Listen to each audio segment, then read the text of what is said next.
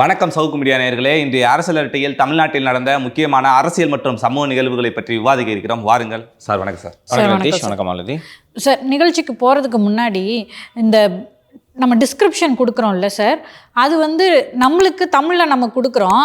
ஆனால் இப்போ ஏதோ யூடியூப் அப்டேட் பண்ணியிருக்காங்க போல், அது இங்கிலீஷில் மாறிக்குது. சரி, மாறுதே, சரியாக மாறாமல் கிராமர் மிஸ்டேக்ஸோடு மாறிக்குது. ஸோ பார்க்குற மக்கள் என்ன நினைக்கிறாங்கன்னா, ஒன்று நம்ம இங்கிலீஷில் டிஸ்கிரிப்ஷனை போடுறோம், எதுக்கு காலங்காலமாக நீங்கள் தமிழில் தானே போட்டு வந்தீங்க, தமிழ்லேயே போடுங்க அப்படி சொல்கிறாங்க. இன்னொன்று, இங்கிலீஷ் தெரிஞ்சவங்க தப்பாக இருக்குது இங்கிலீஷ் அப்படி சொல்லிட்டு கரெக்ட் பண்ணுறாங்க சார். அது நமது தவறு அல்ல. அது அந்த வியூவர்ஸ் அது அவங்களோட யூடியூப்பில் லாங்குவேஜ் செட்டிங்ஸை ப்ரௌசரில் பார்த்தா ப்ரௌசரில் லாங்குவேஜ் செட்டிங்ஸை மாற்றணும். அது நம்ம கண்ட்ரோலில் இல்லை. நம்ம தமிழில் தான் டிஸ்கிரிப்ஷன் வைக்கிறோம். தமிழ் சேனல் தானே இது, அதனால் தமிழில் தான் டிஸ்கிரிப்ஷன் வைக்கிறோம். ஸோ போங்க.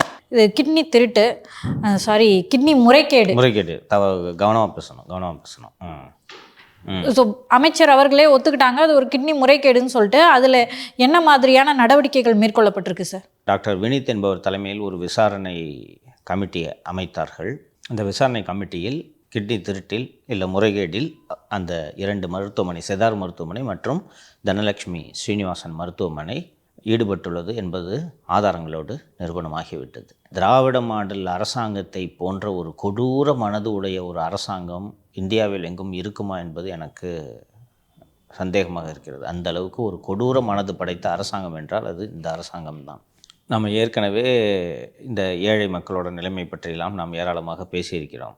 ஒவ்வொருத்தருக்கும் ஒவ்வொரு காரணங்கள், சூழல் காரணமாகத்தான் அவர்கள் தங்களுடைய 2 கிட்னியில் ஒரு கிட்னியை விற்பனை செய்ய முற்படுகிறார்கள். இப்போ உறவினர்களுக்கு கொடுக்கறது வேறு, கணவன் மனைவிக்கு கொடுக்கறதும், சகோதரர்களுக்கு இரத்த சொந்தங்களுக்கு கொடுக்கறதுக்கு சட்டத்திலே இடம் இருக்குது. அதை பற்றி நம்ம பேச போகிறதில்ல. சம்பந்தமில்லாத ஒருவருக்கு நான் என் கிட்னியை தருகிறேன் என்று ஒருவர் முன்வருகிறார் என்றால் அது முழுக்க பணத்துக்காக.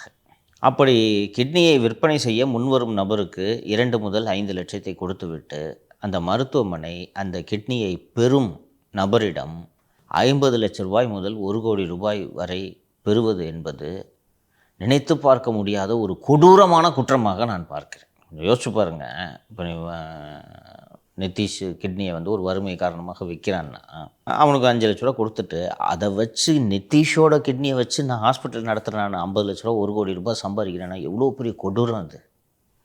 இன்னொன்று, ஒரு கிட்னியை கொடுத்துட்ட பிறகு நீ நார்மலாக வாழ முடியுமாப்பா? அது மனசில் இருந்துக்கிட்டே இருக்குமா இருக்காதா? கடுமையான உடல் உழைப்பில் ஈடுபட முடியுமா? இல்லை அவனுக்கு அந்த கிட்னியில் ஏதாவது சிக்கல் வந்துச்சுன்னா என்ன ஆகும்? அவனால் கிட்னி வாங்க முடியுமா? ஸோ இந்த முறைகேடுகள் ஆதாரத்தோடு நிரூபிக்கப்பட்டு விட்டது. திராவிட ஆனந்தன் மற்றும் ஸ்டாலின்றதில் ஒருத்தர் இருக்கார். இவர்கள் 2 பேரோட வங்கி கணக்கை பரிசோதனை செய்து எவ்வளோ பணம் அங்கே வந்திருக்குன்றதை மட்டும் பார்த்துக்கிட்டு அவர்கள் மீது குற்றவியல் நடவடிக்கை எடுக்க வேண்டும். இந்த செதார் மருத்துவமனை மற்றும் தனலட்சுமி ஸ்ரீனிவாசன் மருத்துவமனைகள் மீது எவ்விதமான நடவடிக்கையும் இல்லை என்று அரசு முடிவெடுத்து விட்டது. என்ன தண்டனை தெரியுமா? அவங்க 2 பேரும் கிட்டத்தட்ட 2-3 வருஷமாக இந்த கிட்னி திருட்டில் ஈடுபட்டுருக்காங்கப்பா. என்ன தண்டனை தெரியுமா? இனி அந்த 2 மருத்துவமனைகளும் கிட்னி மாற்று சிறு அறுவை சிகிச்சை செய்யக்கூடாது. இவ்வளோ தான். அந்த ஹாஸ்பிட்டலில் சீல் வைக்க வேணாம். மருத்துவமனை வழக்கம் போல செயல்படலாம், எப்போதும் போல செயல்படலாம். அந்த 2 மருத்துவமனைகளிலும் இருக்கக்கூடிய சிறுநீரகத்துறை இனி செயல்படாது. சிறுநீரகத்துறையும் செயல்படும், கிட்னி மாற்று சிகிச்சை தான் பண்ணக்கூடாது. கிட்னியில் ஸ்டோன் இருக்கிறதுக்கெல்லாம் அங்கே ட்ரீட்மெண்ட்டும் பண்ணலாம். இது உலகத்தில் எங்கேயாவது நடக்குமா?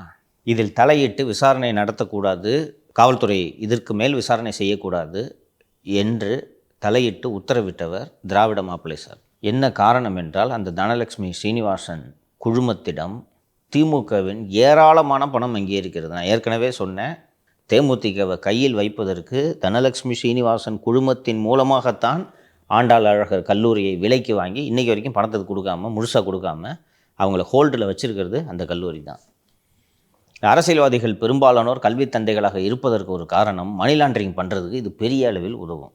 ஸ்டூடெண்ட்டு கேஷாக கட்டுவேன். இப்போ நீ படிக்கிற காலேஜில் இவ்வளோன்ட்டு தெரியல, ஃபீஸு கேஷெல்லாம் கட்டியிருக்கல, உனக்கு அகரத்துலேருந்து கொடுத்துருப்பாங்க. கேஷை கட்டியிருக்கியா பேங்க்கில்?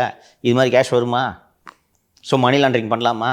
கல்லூரி வளாகத்தில், மிகப்பெரிய வளாகத்தில் பணத்தை பதுக்கி வைக்கலாமா? இப்படி பல்வேறு வகைகளில் இந்த மருத்துவமனைகளும் கல்லூரிகளும் உதவுகிறது என்பதனால்தான் பெரும்பாலான அரசியல்வாதிகள் கல்வி தந்தைகளாக இருக்கிறார்கள், அல்லது கல்வி தந்தைகளாக இருந்து அதை பாதுகாப்பதற்காக அரசியல்வாதிகளாக மாறிவிடுகிறார்கள். திமுகவில் பார்த்தீங்கன்னா ஏகப்பட்ட ரகுபதியில் ஆரம்பித்து வரிசையாக ஒரு ஏவெல்லாம் பெரிய கல்வி தந்த, பொன்முடி ஒரு கல்வி தந்த, துரைமுருக ஒரு கல்வி தந்த, ரகுபதி ஒரு கல்வி தந்த. ஸோ இதை நாட்டு மக்கள் தெரிந்து கொள்ள வேண்டும். பெரிய ஈரோடு ஜமுக்காலத்தை போட்டு இந்த கிட்னி திருட்டை மூடிவிட்டார்கள். அதுவும் ஒரு பெரிய காவல்துறை விசாரணை நடத்தியிருந்தால், சிபிசிஐடி அல்லது சிபிஐ போன்ற அமைப்புகள் விசாரணை நடத்தியிருந்தால், ஒரு 30 கிலோமீட்டர் சுற்று வட்டாரத்தில் எவன்லாம் ஒரு கிட்னியோடு இருக்கான்ட்டு அவ்வளோ பேரையும் அழைத்து நீ யாருக்கு டொனேஷனை கொடுத்த சொல்லுனவுடனே அவங்க கூப்பிட்டு சொல்லிட்டு போகிறான். அண்ட் அந்த மருத்துவமனையில் சோதனை நடத்தி கடந்த 3 ஆண்டுகளாக இந்த 2 மருத்துவமனைகளும் நடத்திய சிறுநீரக மாற்று அறுவை சிகிச்சை அத்தனையையும் ஆய்வுக்கு உட்படுத்தப்பட வேண்டும். ஏன்னா சட்டம் வந்து தெளிவாக ரத்த சொந்தங்களுக்கு தான் நீ கொடுக்கணுன்ட்டு இருக்குது. அண்டு ஹைகோர்ட்டு சின்ன ரிலாக்ஸேஷன் கொடுக்குது. அப்போ உண்மையிலேயே அவன் தானாக முன் வந்து கொடுத்தானா, ஃபஸ்ட்டு வந்து நீயா வாலண்டரியாக வந்து கிட்னி கொடுக்குறேன்னு சொன்னால அவன் யார் என்னன்றது கேட்டானா அவன் சொல்லிட்டு போகிறான். சார் எவ்வளோப்பா அவனுக்கு கொடுத்தாங்கன்ட்டு கேட்டானா எனக்கு 3 லட்ச ரூபா கொடுத்தாங்க சார். ஏன்ப்பா 50 லட்ச ரூபா வாங்கிட்டான்றது சொன்னாலே அவன் உண்மையை சொல்லுவான். அந்த மருத்துவமனைகள் செயல்படக்கூடாது. அதானே நியாயம்? நம்மளுக்கு ஒரு பிரச்சனைனா நம்ம அரசுக்கிட்ட தான் போய் நிற்க முடியும். பட் அரசே இந்த வேலையை பார்க்குறாங்கன்னா அப்போ நம்ம யார்கிட்ட போய் நிற்கிறது? திராவிட ஆனந்தனை இதுவரைக்கும் காவல்துறை கைது செய்யவில்லை. உங்களுக்கு தெரியும், ஏற்கனவே ஒரு தலைமறைவு என்ற செய்தி வந்தது. அவனை கைது செய்யக்கூடாது என்றும் உத்தரவு. அதான் மாப்பிள்ளை சாரே தலையிடுகிறார் என்றால் எந்த காவல்துறை அதிகாரி விசாரணை நடத்துவார்? ஸோ அந்த அடிப்படையில் இந்த விசாரணை மூடப்பட்டு விட்டது. நான் இந்த நிகழ்ச்சி வாயிலாக அண்ணா திராவிட முன்னேற்ற கழகத்திற்கும் மற்ற எதிர்க்கட்சிகளுக்கும் இதை கோரிக்கையாக வைக்கிறேன். இது ஒரு மாபெரும் குற்றம், கொடூரமான குற்றம். ஏழைகளின் கிட்னியை திருடிய மருத்துவமனை இப்படி விசாரணை இல்லாமல் சும்மா விடக்கூடாது. மத்திய அரசு இதில் தலையிட முடியுமாங்க சார்? ஒரு லிமிட்டேஷன் இருக்குது. மத்திய அரசுக்கு பரிந்துரை வர வேண்டும். மத்திய அரசு நேரடியாக வந்து இந்த விசாரணையில் தலையிட முடியாது. அதற்கு முதலில் விசாரணை நடத்தப்பட வேண்டும். ஸோ நீதிமன்றத்தை நாடுவது தான் ஒரே வழி. எதிர்க்கட்சிகளில் யாராவது ஒருவர் போதுமான தரவுகளை திரட்டி, அதிமுக எல்லா கட்சிகளும் மருத்துவ அணி வைத்திருக்கிறது, குறைந்தபட்சம் அந்த கட்சிகளின் மருத்துவ அணியின் சார்பாகவாவது இந்த முறைகேட்டுக்கு எதிராக, குறிப்பாக இந்த 2 திமுக சார்ந்து, இன்னொன்று அரசியல் ரீதியாகவும் உங்களுக்கு இதனால் பலன் கிடைக்கும். ஸோ மருத்துவ அணி சார்பாக அவர்கள் நீதிமன்றத்தை அணுகி சிபிஐ விசாரணை பெறுவதற்கு தேவையான நடவடிக்கைகளை எடுக்க வேண்டும் என்று அண்ணா திராவிட முன்னேற்ற கழகம் உள்ளிட்ட அனைத்து எதிர்க்கட்சிகளுக்கும் நான் இதை வேண்டுகோளாகவே இந்த நிகழ்ச்சி வாயிலாக வைக்கிறேன். சார், மறுபடியும் வந்துட்டு யாராவது அவங்க சிகிச்சைக்கு போனாங்கன்னா அதே மாதிரி கிட்னியை திருட மாட்டாங்கன்னு என்ன சார் ஒரு நிச்சயம்? அந்த ஹாஸ்பிட்டலில் கிட்னி டிரான்ஸ்பிளான்ட்டை ரத்து பண்ணிட்டாங்க. அவங்க வேறு கிட்னி டிரான்ஸ்பிளான்ட்டுக்கான அனுமதி இருக்கக்கூடிய வேறு ஒரு மருத்துவமனையில் வச்சு இதை செய்ய முடியுமா, முடியாதா? ரெக்கமெண்ட் பண்ண முடியும், ஆப்ரேஷன் பண்ண முடியும். இப்போ ஃபார் எக்ஸாம்பிள் தனியார் மருத்துவமனை இருக்குது. கொஞ்சம் மீடியம் சைஸில் இருக்கக்கூடிய மருத்துவமனைகளில் தியேட்டர் வாடகை கொடுப்பாங்க தெரியுமா? Operation theatre. இப்போ சின்ன மருத்துவமனையில் இப்போ எனக்கு தெரிஞ்ச டாக்டர் ஒருத்தர் இருக்கார். அவர் தான் ஆப்ரேஷன் பண்ணணும். ஆனால் அவர்கிட்ட ஆப்ரேஷன் பண்ணுறதுக்கான தியேட்டர் வசதி இல்லாத போது ஆப்ரேஷன் தியேட்டர் வசதி இருக்கக்கூடிய மருத்துவமனைகளில் சென்று அறுவை சிகிச்சை செய்து கொண்டு அதற்கு உரிய கட்டணத்தை செலுத்துவார்கள். அது மாதிரி தியேட்டர் வசதி மற்றும் இந்த சிறுநீரக மாற்று அறுவை சிகிச்சைக்கான லைசன்ஸ் இருக்கக்கூடிய மருத்துவமனைகளில் தனலட்சுமி ஸ்ரீனிவாசன் இந்த சித்தார் ஹாஸ்பிட்டலும் பண்ண முடியுமா, முடியாதா? இப்போ தொடர்ந்து செய்யத்தான் செய்வாங்க. எப்படி சும்மா இருப்பாங்க? எவ்வளோ லூக்ரேட்டிவ் பிஸ்னஸ். ஏழை 3 லட்ச ரூபா கிட்னி விற்கிறதுக்கும் அவன் ரெடியாக இருக்கான். அதுலேருந்து உங்களுக்கு 1 கோடி ரூபாய்க்கு அந்த கிட்னியை விற்கலான்றப்போ எப்படியோ சும்மா இருப்பாங்க? தியேட்டர் வாடகை தானே, ஆப்ரேஷன் தியேட்டர் வாடகை தானே, கொடுத்துட்டு பண்ணிட்டு போகிறாங்க. எப்படி நிறுத்துவாங்க? இத்தனை வருஷமாக செஞ்சவன் நம்ம மேலே நடவடிக்கையே இல்லை, எப்படி செய்யாமல் நிறுத்துவான்? ஜெயிலில் போட்டால் தான் நிறுத்துவான். அது இந்த கவர்மெண்ட்டில் நடக்கும்ன்ற நம்பிக்கை இல்லை. அதனால் இப்படி பாதுகாப்பு கொடுத்தா மறுபடியும் தான் பண்ணுவாங்க. ஆமாம், அது நடக்க போகுதுன்னு சொல்கிறேன் நான். இந்த ஒரு 300 பேருக்கு கிட்னி இல்லைன்னு, நம்ம ஒரு கிட்னி இல்லைன்னு வச்சுக்கேன், அவங்களுக்கு இதுதான் இந்த அரசாங்கம் செய்யக்கூடிய நியாயமா?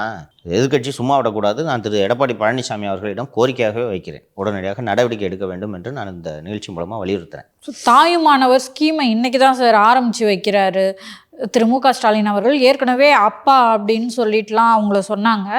இப்போது அப்படி இருக்கும்போது உண்மையான தாயுமானவராக மக்கள் அவங்கள எப்போ ஏற்றுப்பாங்கன்னா இந்த மாதிரி விஷயங்களெல்லாம் அவர் கவனத்தில் கொள்ளும்போது தான். ஸோ அப்படியே சென்னைக்கு வந்தோன்னா, சென்னையில் தூய்மை பணியாளர்கள் தொடர்ந்து தங்களுடைய பணிகளை தனியார் மயமாக்காதீங்க, ப்ளஸ் பணி நிரந்தரம் பண்ணுங்க அப்படின்ற கோரிக்கைகளை வச்சிட்ருக்காங்க. இன்று காலை சென்னை மாநகராட்சியிடமிருந்து ஒரு பெரிய அறிவிப்பு வந்தது. உங்களுக்கு நாங்கள் பணி பாதுகாப்பை வழங்குகிறோம்.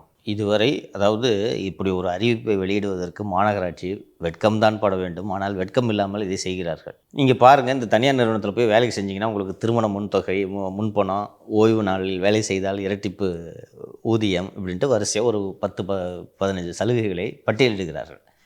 அப்போ அதெல்லாம் நீ அவனுக்கு செய்யலை இல்லையா? அவன் செஞ்சு கொடுக்குறான், நீ அவங்ககிட்ட வேலைக்கு போ என்று நீங்கள் சொல்கிறீர்கள். இன்று டிடி நெக்ஸ்ட்டில் ஒரு அற்புதமான செய்தி கட்டுரை வந்திருக்கிறது இந்த துப்புரவு தொழிலாளிகள் தொடர்பாக. இந்த தனியார் நிறுவனங்களில் வேலை செய்யக்கூடிய துப்புரவு தொழிலாளிகளிடம் சென்று பேட்டி எடுத்து இந்த டிடி நெக்ஸ்ட்லேருந்து செய்தி கொட்டை வந்திருக்கிறது. இந்த தனியார் நிறுவனத்தில் வேலை செய்யக்கூடியவர்கள் சொல்கிறார்கள், குறைந்தது அவர்களால் போராடவாவது முடிகிறது, எங்களால் போராடக்கூட முடியாது. மாநகராட்சியில் தற்காலிக துப்புரவு தொழிலாளிகளாக இருந்து விட்டு தனியார் நிறுவனங்களில் வந்து சேர்ந்தவர்களுடைய பணிச்சுமை மிக மிக அதிகம். கிட்டத்தட்ட மிக கடுமையான வேலைகளை நாங்கள் செய்து கொண்டிருக்கிறோம். 40 பேர் செய்ய வேண்டிய வேலையை 20 பேர் செய்து கொண்டிருக்கிறோம். இதுதான் தனியார் நிறுவனம். புரியுதா?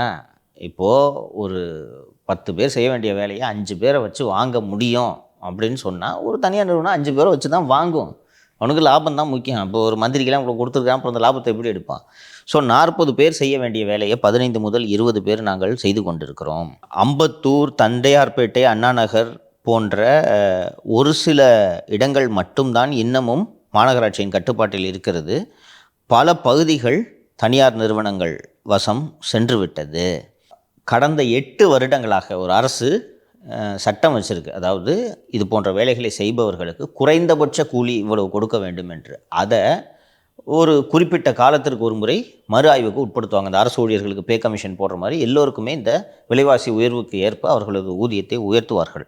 மினிமம் குறைந்தபட்ச கூலி வழங்கக்கூடிய இந்த ஊதிய திருத்தம் என்பது கடந்த 8 ஆண்டுகளாக செய்யப்படவில்லை. 100 பேர் வேலை செய்ய வேண்டிய இடத்துல 32 பேர் தான் வேலை செய்கிறாங்க. அதில் அந்த 32 பேர்லேயும் 12 பேர் மட்டும்தான் பெருக்கும் வேலையை செய்கிறார்கள்னா அவங்களோட வேலைப்பளு எப்படி இருக்கிறது?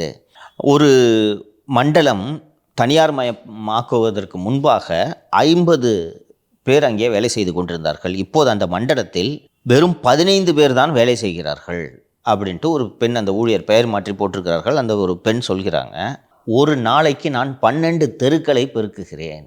பெருக்கி என்னுடைய விரல்களும் உணர்வுகளும் மறத்து போய்விட்டன.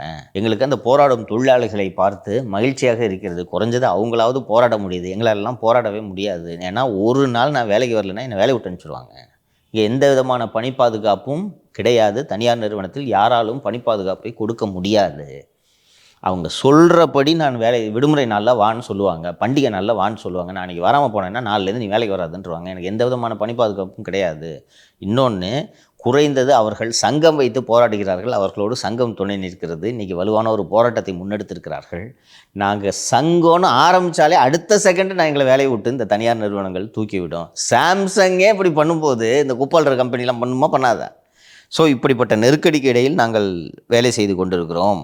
ஸோ இப்போ இந்த ஒரு பெரிய அறிவிப்பெல்லாம் வெளியிட்டிருக்கிறாங்கல்ல, இதை நம்பி தனியார் நிறுவனத்துக்கு போனாங்கன்னா என்ன நடக்கும் என்பது இந்த ஊழியர்களுக்கு தெரிந்துதான் அவர்கள் இன்று ரிப்பன் மாளிகை வாசலில் அமர்ந்து கொண்டு கிளம்ப மாட்டேன்கிறார்கள். சார், இதுக்கு நடுவில் சார் திரு வேல்மணி பணி நிரந்தரம் பண்ணுவோம் நாங்கள் ஆட்சிக்கு வந்தா அப்படின்ற ஒரு அறிவிப்பு வெளியிட்டிருக்காரு சார். கடந்த ஆட்சி காலத்தில் உள்ளாட்சித்துறை அமைச்சராக இருந்தவர் திரு வேலுமணி. இந்த அண்ணா திராவிட முன்னேற்ற கழகத்தை பொறுத்தவரை ஒரு விஷயத்தை நாம் நம்பலாம், வாக்கு கொடுத்தால் மீற மாட்டார்கள் என்று நம்பலாம். திராவிட மாடலை போல வாய்க்கு வந்ததையெல்லாம் அள்ளி வீசி விட்டு ஆட்சிக்கு வந்ததும் அதை காற்றில் பறக்க விடும் குணம் அதிமுகவை சேர்ந்தவர்களுக்கு இல்லை. குறிப்பாக உள்ளாட்சித்துறை அமைச்சராக இருந்த திரு வேலுமணி அவர்கள் இந்த வாக்குறுதியை அளித்திருப்பதனால் நிச்சயமாக அவர்கள் அதை செய்வார்கள் என்று நாம் அதை on the face of it எடுத்துக்கொள்ளலாம். ஏன்னா தெரியாமல் சொல்ல மாட்டார். தெரியாமல் இந்த மாதிரி சொல்லிட்டானா நாளைக்கு வந்தவொடனே கேள்வி கேட்பாங்க. ஏன்னா அவங்க ஆட்சிக்கு வரக்கூடிய நிலையில் இருக்கக்கூடிய கட்சி. இப்போது ஆட்சிக்கு வருவதற்கு வாய்ப்பே இல்லை என்றால் நீங்கள் ஆடு மேய்ப்பவர்களெல்லாம் நான் அரசு ஊழியர் ஆக்குகிறேன்ட்டு தாராளமாக சொல்லலாம். ஏன்னா நீங்கள் ஆட்சிக்கு வரப்போகிறது இல்லை. அதனால் ஆடு மேய்ப்பவர்கள் ஒரு நாளும் வந்து உங்ககிட்ட நீ என்ன பண்ண கவர்மெண்ட் சர்வெண்ட் ஆக்குறேன்ட்டு கேட்க போவதில்லை. அதிமுக ஆட்சிக்கு வர சாத்தியம் இருக்கக்கூடிய ஒரு கட்சி. அதனால் இதை வந்து ஃபேஸ் வேல்யூவில் எடுத்துக்கலாம். எனக்கு ஒரு விஷயம் என்று எனக்கு தோன்றியது, பஸ் அண்ட் சேட்டரு, பென்னு, ஐபேக்கு, ஷோ டைம் என்று ஊரில் இருக்கக்கூடிய வியூக நிறுவனங்களெல்லாம் அழைத்து வந்து ஏகப்பட்ட வியூகங்களை இந்த திமுக மீண்டும் ஆட்சிக்கு வருவதற்காக வகுத்து கொண்டிருக்கிறது. ஆனால் ஒரு 4 துப்புரவு தொழிலாளிங்க தொடப்பத்தோடு உட்காந்து இந்த கவர்மெண்ட்டை இந்த வியூகங்களை எல்லாம் முறியடிக்கிறார்கள் என்பதையும் நாம் யோசித்து பார்க்க வேண்டும். நீங்கள் எவ்வளோ வியூகம் வகுக்கிறீங்க. ஓரணியில் ஸ்டாலின், உங்களுடன் ஸ்டாலின், வீடு தேடி ஸ்டாலின், தாயுமானவர் ஸ்டாலின், நலங்காக்கும் ஸ்டாலின் எல்லாம் பண்ணுறீங்க. உங்களோட இத்தனை திட்டமும் அந்த தொடப்பம் முன்னாடி தோற்று போய் விடுகிறதா இல்லையா? எதுக்கு இதெல்லாம்? இன்றைக்கி நாம் உங்களுடன் ஸ்டாலினையோ நலம் காக்கும் ஸ்டாலினையோ பற்றி பேசுகிறோமா, துப்புரவு தொழிலாளர்களை பற்றி பேசுகிறோமா? காலேஜ் பசங்கள்லாம் போய் இப்போ சப்போர்ட் பண்ண ஆரம்பிச்சிருக்காங்க சார். நேற்று நடிகர் சனம் ஷெட்டி அவர்களும் போய் அந்த போராடும் தொழிலாளிகளோடு அமர்ந்து விட்டு வந்திருக்கிறார். அது வந்து அத்திவரதர் மாதிரி ஆயிடுச்சு. துப்புரவு தொழிலாளிகளை பார்க்காதவன்லாம் ரத்தம் கக்கி சாவான் என்ற நிலைமை இன்று உருவாகிவிட்டது. எல்லோரும் எனக்கு நான் வரவேற்கிறேன். சார் இப்போ சார் நம்ம ரோட்டில் போகும்போதெல்லாம் அவங்க க்ளீன் பண்ணிட்டு இருப்பாங்க. நம்ம எல்லாருக்கும் ஒரு ஆதங்கம் இருந்திருக்கும்ல, அவங்க நம்மளுக்காக வேலை பார்க்குறாங்க அப்படின்னு சொல்லிட்டு. ஸோ இப்போ சாலிடாரிட்டியை காட்ட வேண்டிய இடத்துல நம்ம இருக்கும்போது அதை எல்லாரும் மக்கள் செய்கிறாங்களோ அப்படின்னு தோணுது சார். ஆமாம், எல்லாருக்கும் மனசாட்சி ஒன்று இருக்கிறது. திமுகவினரை போல மனசாட்சியே இல்லாதவர்கள் எல்லாம் யாரும் இல்லை. ஏன்னா மனசாட்சி இருந்தால் இந்நேரம் கூப்பிட்டு இது முடிவுக்கு கொண்டு வந்திருப்பாங்க. ஸோ திமுகவினருக்கு மனசாட்சி இல்லை என்பதால் தான் 12 நாட்களாக இந்த தொழிலாளிகளை, இன்னோட 12வது நாள் தொழிலாளிகளை வீதியில் அமர வைத்து வேடிக்கை பார்த்து கொண்டிருக்கிறார்கள். சரி, நான் கேட்குறேன், திரு விஜய் அவர்கள் போய் இந்த துப்புரவு தொழிலாளிகள்லாம் சந்திச்சுட்டு வந்து அவங்க இந்த புகைப்படங்கள்லாம் வெளியாச்சு பார்த்தீங்களா? அந்த விஜய் வந்து நாங்கள் உங்களோட துணை நிற்கிறோம், நீதிமன்றங்களிலும் உங்களுக்காக வழக்கு தொடருவோம், துணையாக நிற்கிறோம் என்று சொல்லியிருக்காங்களே, அது கரெக்டாக? அது கரெக்டு தான் சார். ஏன், எப்படி கரெக்டு? நிறைய பேர் விமர்சனம் வைக்கிறாங்க அவர் மீது வந்துட்டு நேரில் போய் விசிட் பண்ண சொல்லிட்டு. அப்படி அவர் வந்தாருன்னா அங்கே வந்து போக்குவரத்து நெரிசல் ஏற்படும், இதை ஒரு காரணமாக வச்சு நீங்கள் இங்கே போராடக்கூடாது அப்படின்னு சொல்லிட்டு வேறு இடத்துக்கு மாற்றுவாங்க. இது வந்து போராட்டக்காரர்களுக்கு தான் இடையூறாக மாறுமே தவிர எந்த விதமான ஒரு பலனை ஏற்படுத்தாது சார். கரெக்டு. அப்போது 234 ஃபஸ்ட் இயரில் இருக்காங்களா, அது 2வது விஷயம். 234 தொகுதியிலையும் தாவேக வேட்பாளர்களை நிறுத்த போகிறாங்க. அப்போ ஒவ்வொரு தொகுதி வாக்காளர்களாக இவரை வந்து பார்க்கணுமா, என்ன கோரிக்கையை வச்சுருக்காரு, என்ன வாக்குறுதிகளை தர்றாரு அப்படின்ட்டு. பிரச்சாரத்துக்கு எப்படி போவீங்க? இல்லை சார், நான் இந்த விஷயத்தில் மட்டும் நான் இப்படி இதில் இருக்கேன். மிச்ச விஷயங்கள், அதாவது கவின் விஷயங்கள் அவர் நேரில் போயிருக்கணும், மிச்ச விஷயத்தில் ஓகே. ஆனால் இங்கே நடக்கிறது வந்து ரிப்பன் மாளிகைக்கிட்ட அவங்க வந்து போராட்டம் நடத்துகிறாங்க. அப்படி போனாங்கன்னா போக்குவரத்து நெரிசல் வரும், எல்லாருமே வருவாங்க. இது இந்த திமுக அரசு சாதகமாக பயன்படுத்தி கூட நீங்கள் வேறு இடத்துக்கு போங்க சொல்லிட்டு போராட்டத்துக்கு இடையூறாக மாறலாம் சார். திருப்போணத்தில் அஜித்குமார் வீட்டுக்கு எப்படி போனார்? இரவாக போயிட்டு. அப்படி போயிருக்க முடியாதா? விடியற் காலை 4 மணிக்கு சென்றிருக்க முடியாதா? நான் சும்மா சிம்பிளாக கேட்குறேன். அவ்வளோ பெரிய அப்பாட்டக்கிறேன் நீங்கள் அரசியலுக்கு வரலைன்னா உங்கள்கிட்ட இதெல்லாம் கேட்க போகிறதே இல்லை. நீங்கள் மாற்று அரசியல் என்று வருகிறீர்கள்.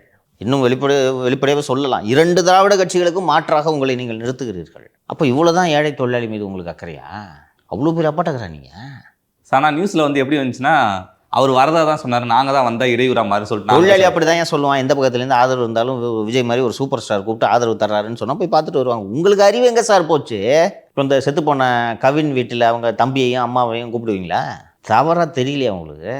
சின்ன பையன் அரசியலை கற்றுக்கணும், அதனால் புரிஞ்சுக்கணுன்றதுக்காக தான் உங்கள்கிட்ட கேள்வி கேட்டு இதை சொன்னேன். தவறு, புரியுதா? மக்களை தேடி நீங்கள் போக வேண்டும், உங்களை தேடி மக்களை வர வைக்கக்கூடாது. இது முதல் முறை இல்லை. திருவண்ணாமலையில் வெள்ளத்தால் பாதிக்கப்பட்டவங்க இதே மாதிரி வீட்டுக்கு கூப்பிட்டீங்க, ஞாபகம் இருக்கா? ஏன்னா அந்த ஜனங்க என்ன அவங்கள்ட்ட ஆட்டோகிராஃப் பார்த்துட்டு செல்ஃபி எடுக்கிறதுக்கு வராங்க. நான் கேட்குறது சொல்லுங்கள், விடிய காலத்தில் 4 மணிக்கு போயிருக்க முடியுமா, முடியாதா? முடியும் சார். ஸ்டேட் இன்டெலிஜென்ஸுக்கே தெரியாது திருப்போணம் அஜித் வீட்டுக்கு போனது. போனீங்களா இல்லையா? இங்கேருந்து சிவகங்கைக்கு போக தெரியுது, தோகுதுப்பா. அப்போது உங்களுக்கு அக்கறை இல்லை, கூப்பிட்டு ஃபோட்டோ எடுத்துக்கிறதுக்காக தான் கூப்பிட்ருக்கீங்க, கரெக்டா? அப்படி நான் சொல்கிறேன், என்ன பதில் உங்கள்கிட்ட சொல்லுங்கள்.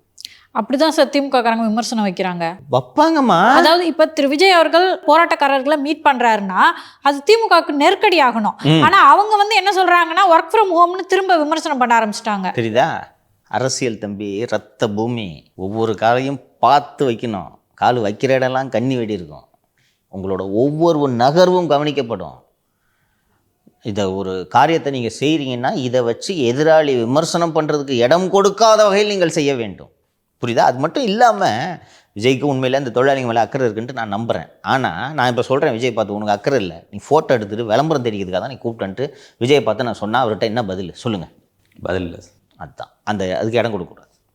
அந்த மாதிரி ஆள் அவருன்ட்டு நான் சொல்லலை. ஏன்னா இந்த போலீஸ் தாக்குதலில் உயிரிழந்தவர்களோட குடும்பத்தங்களையெல்லாம் அழைத்து மேடையேற்றியவர். நான் ஒரு சொல்கிறேன், கூட இருக்கவனாவது சொல்லுவான், தலைவர் எங்கே வரைக்கலாம் தலைவர், நீங்கள் போய் அங்கெல்லாம் போய்கிட்டு ரிப்பன் பில்டிங்கு.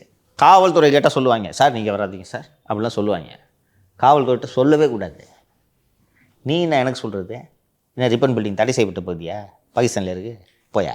அதான் சொல்கிறேன். இப்போ நான் சொன்ன ஐடியா எப்படி இருக்குது? விடிய காத்தால 3 மணிக்கு அதை வச்சு விளம்பரம் தேடிங்க. நான் தப்பு சொல்ல மாட்டேன். விடிய காத்தால 3 மணிக்கு போய் இந்த ஜனம் கூட்டமே இருக்காது இல்லையா, எல்லாம் தூங்கிட்டு இருப்பாங்க. தூங்கி இருக்கவங்கள எழுப்பி என்ன உனக்கு கோரிக்கை, நான் வந்திருக்கேன் சொல்லி ஃபோட்டோ கிட்ட எடுத்துகிட்டு காலைல ரிலீஸ் பண்ண எப்படி இருக்கும்? இன்னைக்கு ஃபுல்லாக அதுதான் சார் மீடியாவில் பேசு பொருளாக இருந்திருக்கும். ஆனால் எது பேசு பொருள் ஆகக்கூடாதோ அது பேசு பொருள் ஆகிறதா? இப்படியெல்லாம் பிளான் பண்ணி கொடுக்குறது யார் சார் கூட இருந்து? எனக்கு தெரியாது. இந்த பார், நான் அவங்கள ப்ளேம் பண்ண மாட்டேன். நான் அவங்ககிட்ட சொல்லுவேன், இப்போ இந்த ஷோவில் கெட்ட வார்த்தை பேசுன்னு சொல்கிறேன் நான், பேசுவியா? உனக்கு அறிவில்லை? அடுத்தவங்களை ப்ளேம் பண்ணாதீங்க. நீங்கள் தான் லீட்ரு. 100 ஐடியா சொல்லுவான் சுற்றி இருக்கவன். நீங்கள் தான் முடிவு எடுக்கணும். நீங்கள் தான் நாளைக்கு நாட்டை ஆளணும்னு ஆசைப்பட்றீங்க. நீங்கள் ஆசைப்பட்றீங்களா, கூட இருக்கவங்க ஆசைப்பட்றாங்களா? கூட இருக்கவங்களும் ஆசைப்பட்றாங்க. ஆனால் நீங்கள் தானே லீடரு. அந்த விதத்தில் விஜய் தப்பு பண்ணுறாரோ? புதுசு, லெட் இம் லேர்ன். ஃபஸ்ட்டு ஏற்கனவே ஒரு வாட்டி இந்த மழை வெள்ள பாதிப்புக்கு இந்த வேலையை பார்த்தப்போ விமர்சனம் வந்துச்சு. திருப்பி இதை பண்ணிங்கன்னா விமர்சனம் வருன்றது தெரியாதா? எவ்வளோ நாள் கற்றுப்பீங்க? அதிபர் மாதிரியா ஒவ்வொரு எலெக்ஷனில் பயிற்சி எடுத்துக்கினே இருப்பீங்களா? ஒரு வாட்டி தான் பயிற்சி. அப்படி பார்த்தா இதுக்கு முன்னாடி ஜல்லிக்கட்டில் போயிட்டு நேராக களத்தில் போயிருக்காரு. அனிதா நிறைய களத்துல போயிருக்காரு. இப்போ வரைக்கும் அதெல்லாம் விட்டுருங்கம்மா. அப்போதெல்லாம் நீங்கள் நடிகர். அதான் சார், அப்பவே நீங்க களத்துக்கு போயிருக்கீங்கன்னா இப்போ தேர்தல் அரசியலுக்கு வந்துட்டீங்க நீங்க. அப்படி இருக்கும்போது இப்பவும் களத்துக்கு வந்தா இன்னும் அதோட ஆப்டிக்ஸே வேற மாதிரி இருக்கும்ல சார். சார் நேற்று டிஜிபி நியமனம் தொடர்பாக வந்து வழக்கு வருதா இருந்துச்சு, அது வந்துச்சா சார்? என்ன சார் நடந்துச்சு? நேற்று வழக்கு நீதிபதி திரு SM சுப்பிரமணியம் அவர்கள் தலைமையிலான அமர்வு முன்பு பட்டியலிடப்பட்டது. வழக்கு பட்டியல் எண் 138 வந்தது. கோர்ட்டு நேரத்துக்குள்ளே அது ரீச் ஆகலை, அதனால் வரவில்லை. நாளை அந்த வழக்கு விரைவாக விசாரணைக்கு வரும்படி பட்டியலிடுவதாக நீதிபதி வாக்குறுதி அளித்திருக்கிறார். இதற்கு நடுவில் நான் ஒரு விஷயத்தை சொல்கிறேன். நீதிபதி திரு SM சுப்பிரமணியம் அல்ல, உச்சநீதிமன்றம் அல்ல, கடவுளே நினைத்தாலும் இந்த அதிகாரிகள் இஷ்டப்படி தான் டிஜிபி நியமனம் நடைபெறப் போகிறது. யார் நினச்சாலும் ஒன்றும் முடியாது. நீதிபதி திரு SM சுப்பிரமணியம் அவர்கள் அமர்வு முன்பாக இந்த டிஜிபி நியமனம் தொடர்பாக ஒரு வழக்கு விசாரணைக்கு வருகிறது என்பதை தெரிந்தவுடன் அவசரமாக ஒரு மனுதாரரை தயார் செய்து வழக்கில் ஒன்றுமே இல்லாமல் இந்த கீனோஸ் ஒரு பெட்டிஷன் போடுறதுனால அது மாதிரி ஒரு குப்பை பெட்டிஷன் ஒன்று ரெடி பண்ணி சென்னை உயர்நீதிமன்ற பிரின்சிபல் பெஞ்சில் தலைமை நீதிபதி அமர்வு முன்பு வாங்கி டிஸ்மிஸில் வாங்கிட்டாங்க. இது SM சுப்பிரமணியம் அவர்கள் முன்பு இருக்கக்கூடிய அந்த வழக்கை காலி செய்வதற்காகவே அரசு ஏற்பாடு செய்த வழக்கு. அவர்கள் நினைத்தது போலவே டிஸ்மிஸ் ஆகிடுச்சு. ஆனால் என்னென்னா டைமிங் மிஸ் ஆயிடுச்சு. SM சுப்பிரமணியம் அவர்கள் 10:45 உத்தரவு போட்டுட்டார். இங்கே ஒரு 12:30 மணிக்கு வந்துச்சு. அப்போது நன்றாக கவனித்து பார்த்தீங்கன்னா இந்த மாதிரி நீதிபதி SM சுப்பிரமணியம் முன்பு நம்ம ஏற்கனவே பேசினோம். அவர் முன்பு இந்த வழக்கு ஏற்கனவே விசாரணைக்கு வந்துருச்சு. இதே மேட்ரு வந்து அவர் நோட்டீஸ் ஆர்டர் பண்ணியிருக்காருன்ற விஷயத்தை கோர்ட்டுக்கு சொல்லியிருந்தாங்கன்னா கோர்ட்டு நான் இதை அதான் முடிஞ்சு போச்சு, அங்கே ஆர்டர் போட்டாங்களா, அங்கே போங்க உங்களோட குறை எடுத்துக்கிட்டுன்னு சொல்லியிருப்பாங்க. இங்கே சொல்லலை. இது அரசு செய்த திருட்டுத்தனம். நம்ம அன்றைக்கே விரிவாக பேசணும் இல்லையா? நேற்று இந்த வழக்கு விசாரணைக்கு வரும் என்ற நம்பிக்கையில் திரு ரவீந்திரன், கூடுதல் இந்த அப்பாட்டகர் ரவீந்திரன் சொன்னார்ல, அந்த அப்பாட்டகர் நேற்று மதுரைக்கு போயிட்டு என்ன சொல்லியிருப்பார்? வழக்கு விசாரணைக்கு வரல, வந்தால் என்ன சொல்லுவார்? டிஸ்மிஸ் ஆயிடுச்சு, நீங்கள் விசாரிக்க முடியாது, மனுதாரரை உச்சநீதிமன்றத்திற்கு அணுகச் சொல்லுங்கள் என்று அவர் தான் எடுத்து வைக்க போகிறாரு. ஆனால் ஃபஸ்ட்டு கேஸை இவர் தான் எடுத்தார். இது கோஆர்டினேட்டிவ் பெஞ்சு. அதனால் அந்த நீதிபதி திரு SM சுப்பிரமணியம் தலைமையிலான அமர்வுக்கு இதை விசாரிக்க முழு அதிகாரம் இருக்கிறது. ஓகே, வேணா கவர்மெண்ட்டு போட்டோம். அப்போ போயிட்டு ஏன் நீ இதை சொல்லலைன்ற அங்கே போய் நீங்கள் இதற்கான விளக்கத்தை சொல்லுங்கள். ஸோ ஏன் இது நிச்சயமாக இந்த டிஜிபி இவர்கள் இஷ்டப்படி நடக்காது என்று நான் சொல்கிறேன் என்றால், ஏற்கனவே டிஜிபி ஆஃபீஸ்லேருந்து ஹோம் டிபார்ட்மெண்ட்டுக்கு போயிடுச்சுன்னு நான் சொன்னேன். பேனலில் தகுதி இல்லாத அதிகமான நபர்களை சேர்த்துருக்காங்க. பிரமோத்குமார், அபய்குமார் சிங், இவங்க 2 பேரையும், பிரமோத்குமாருக்கு இன்னும் 1 மாதமோ 2 மாதமோ தான் சர்வீஸ் இருக்குது. அபய்குமார் சிங்குக்கு 6 மாதம் இல்லை. அவங்க 2 பேரையும் கூப்பிட்டு, சார் பாஸ் கொடுங்க நீங்கள், என் பேர் எப்படியா சேர்க்குறோம் யா குடியா என்று வாங்கி சேர்த்து விட்டார்கள். அவர்களை சேர்த்தது பரவாயில்லை. பேஸ் 16 பே மேட்ரிக்ஸில் டிஜிபி அந்தஸ்தில் இருப்பவர்களை நீங்கள் சேர்க்க வேண்டும் என்று விதி சொல்கிறது. மத்திய உள்துறையோட விதியும் அதுதான், UPSCயோட விதியும் அதுதான், உச்சநீதிமன்றத்தின் உத்தரவும் அதுதான்.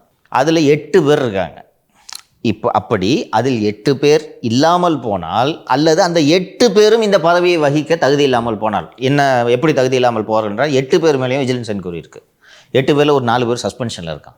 8 பேர் மீது துறை ரீதியான நடவடிக்கை நிலுவையில் இருக்கிறது. இப்படி இருந்தால் அந்த 8 பேருக்கு பதிலாக அடுத்தது பே மேட்ரிக்ஸ் 15 இருக்கக்கூடிய கூடுதல் டிஜிபி அனுப்புங்க அப்படின்ட்டு அந்த விதியில் இருக்குது.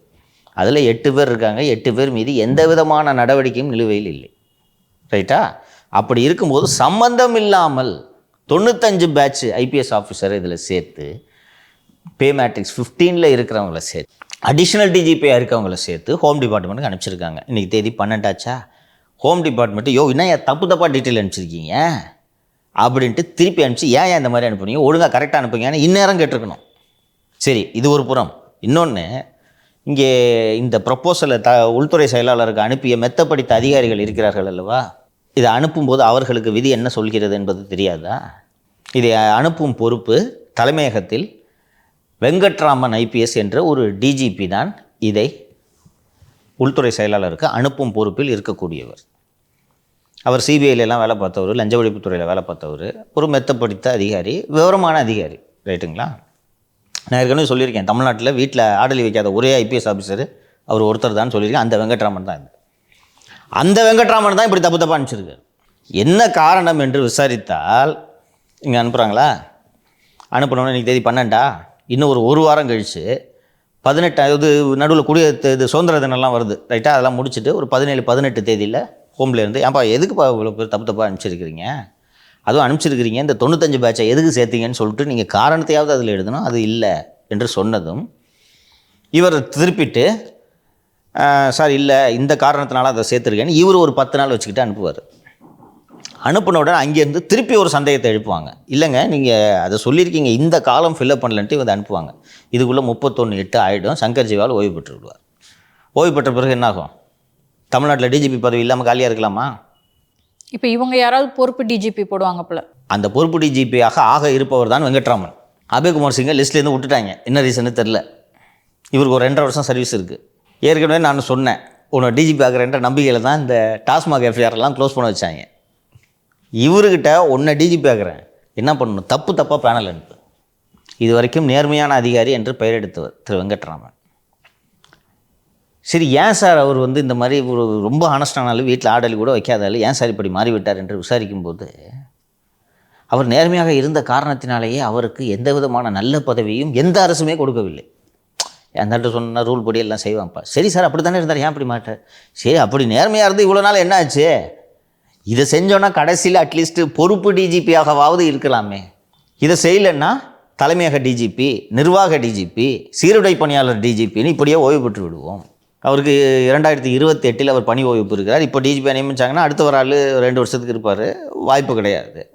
அதனால் எதற்காக நாம் இந்த வாய்ப்பை வீணடிக்கணும்? ஏன் நான் தெரிஞ்சு துணிச்சலாக எனக்கு வெங்கட்ராமன் அவர்களே எனக்கும் பழக்கம். நான் தான் சொல்கிறேன், இல்லை பெருமையாக சொல்லியிருக்கேன், 2-3 ஷோவில் சொல்லியிருக்கேன். நான் இன்னைக்கு வரைக்கும் வீட்டில் ஆடலி வைக்காத ஒரே ஐபிஎஸ் ஆஃபீஸர், சர்வீஸில் இருக்க, ஏற்கனவே 1-2 பேர் இருந்தாங்க, ரிட்டையர் போயிட்டாங்க, சர்வீஸில் இருக்க, வீட்டில் ஆடலி வைக்காத ஒரே ஐபிஎஸ் ஆஃபீஸர் வெங்கட்ராமன். பெருமையாக பல இடங்களில் பதிவு பண்ணியிருக்கேன். அந்த வெங்கட்ராமனுக்கு தெரியாத அபய்குமார் சிங் பேரையும் பிரமோத்குமார் பேரையும் 95 பேட்சையும் இதில் சேர்க்கக்கூடாதுன்றது தெரியாதா? தெரிஞ்சு தான் எதுக்கு அனுப்புகிறாரு? அப்போ தெரிந்த தவறான ஒரு விஷயத்தை அவர் தானே செய்கிறார். அவர் தான் இதை அனுப்பணும் இந்த பேனலில்.